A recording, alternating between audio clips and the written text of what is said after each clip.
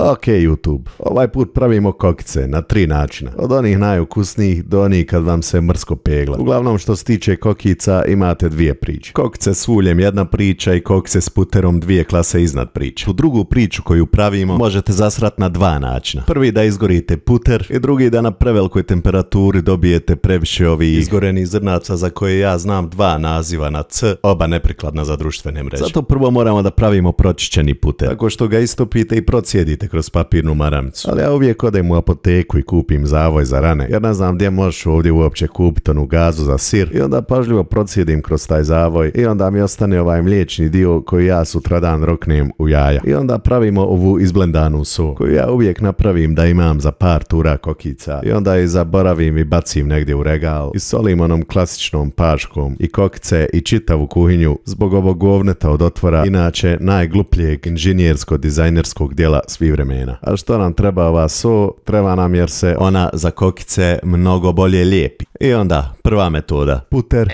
kokice, so, srednja vatra i što više treskanja da nam ništa ne izgori i da se one neispurane spuste na dno. Kad prođe 5 sekundi bez pucanja ide zadnji sloj soli i žderete. I kokice koji su baš kao iz Kina teško da ćete dobiti jer vam zato treba Flavacol koji se prodaje samo u Americi, tako da vam to ne može da donese tetka iz Njemačke, nego ćete morat natjerat nekog bogatog druga što ide tamo da žrtvuje kilu u koferu na to što je jako teško izvodivo. A doduše čuo sam da ima sad neka radnja u Zenci, prodaju samo balone i taj Flavacol. Znači čovjek skonto biznis ideju stoljeća i šta ćete više. Oni baloni što ih vidite na radnjama koje vam nikad neće trebati u životu, ali privuku pažnju, vjerovatno je to od njih. Uglavnom druga metoda, wok ili metalna posuda, sve isto samo poklopac od folije koji izbušimo da bude što manje pare u toj priči i ovom metodom ostanemo s najmanje neispuranih kokaca. Zato što wok ima takav oblik da vam oni neispurani kokci trče nazad na dno gdje je temperatura najveća. I imamo treću lijenu metodu kome se ne zajebava s ovim puterom. Srednja vatra, bacite 3 kokice za indikator, čim prva pukne dodate so i ostale kokice, okrenemo na laganu vatru, onda dodamo puter i drmamo cijelo vrijeme dok se kokice ne ispuraju. Ovom metodom puter ima premalo vremena da izgori. I da rezimiramo par općenitih savjeta: nemojte preljevat puterom na kraju, ko što vas ovaj palamuđač čera, da ne bi dobili bajate kokice koje ko da su 2 dana stare. Uvijek držite poklopac malo otvoren dok pržite, da bi pustili paru neprijatelja broj 1 ovdje da ode ča. I eto, nešto što i vi mlađi muški dio publike koji manje kuhate možete da uvrstite u svoj jelovnik, da vam cura kad vam dođe ne mora da jede samo palačinke. A ja s ovoliko kokica oda da upalim neko smeće koje znaš da je smeća i opet ga moraš pogledat, da ne budeš jedini što nije izgledao, tipa John Wick 4, i taman ima kokica i za filma i za pauza za drkanja mobitela kad se smorimo tog filma.